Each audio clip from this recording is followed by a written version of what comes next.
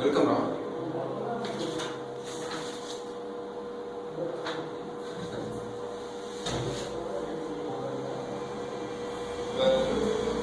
Last வீக்லேருந்து இந்த week எப்படி feel பண்ணுறீங்க? Listen to me Ram. 1 வீக்காக நான் உன்ட்ட நிறைய கேரக்டர்ஸ் பார்த்துட்டேன். இன்னைக்கு நான் உன்ட்ட மட்டும் தான் பேசணும். Just try to control your census. Raman சும்மா டிஸ்டர்ப் பண்ணுங்க, கொத்து போட்டவன் பீஸ் ஆகிடும்டா.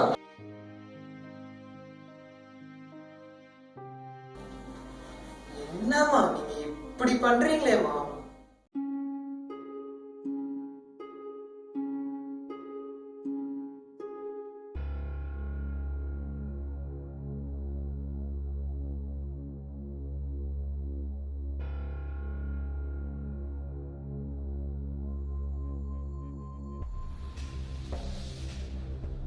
ஜான் அண்ட் ஹாரி 2 பேரும் கொஞ்சம் பேசாமல் நான் இப்போ ராமில் பேசணும். இப்படியே சொல்லிட்டு வச்சுக்கேன், உங்க சாவடிச்சுட்டு போயிட்டே இருப்பேன். நான் சொல்றேன்ல. லிசன், நம்ம எல்லாரும் இதுலேருந்து வெளியே வரணும்னா எல்லாரும் சேர்த்து ஒர்க் பண்ணால் மட்டும்தான் முடியும். நீங்கள் எல்லாரும் அவங்க கற்பனை உலகத்தில் இருக்கீங்க, அதை விட்டு கொஞ்சம் வெளியே வாங்க. நீங்கள் இப்படி பண்ணுறதால அவனுக்கு கற்பனை எது நிஜம் எதுங்கிறது தெரியாமல் வாழ்ந்துட்டு இருக்கான். அவனை காப்பாற்ற மட்டும்தான் நான் வந்திருக்கேன். I hope you understand.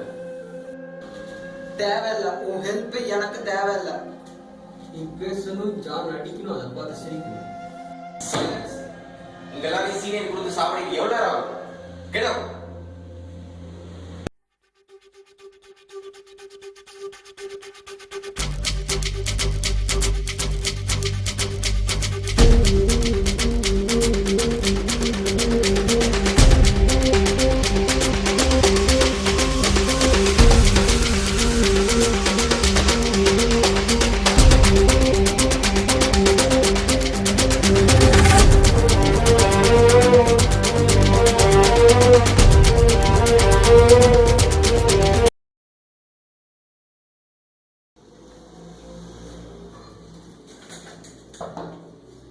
Hello, I cycle specialist doctor Sridhar.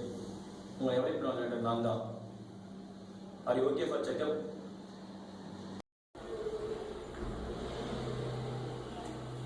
We are ready.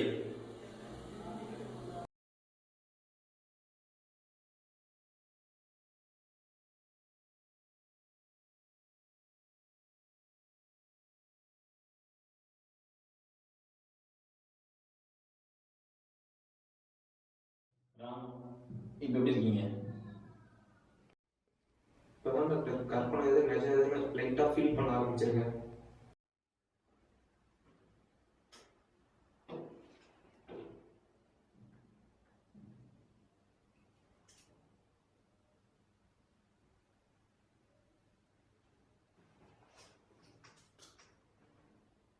பரவாயில்லாம தான் இருக்கு. உங்கள் ஸ்ட்ரெஸ்ஸுக்கான காரணத்தை இப்போ சொல்லுங்க பார்க்கலாம்.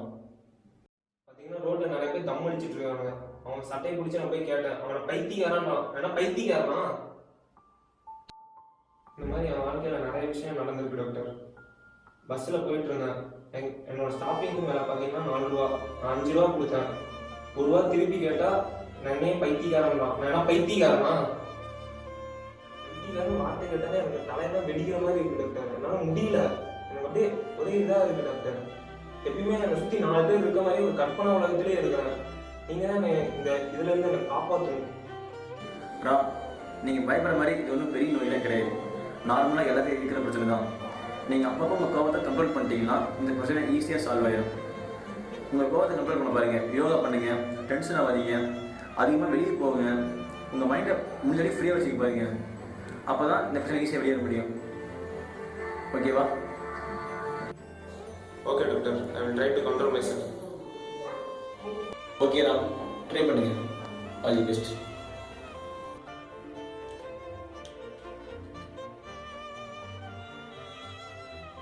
Make it simple. It's just a bit.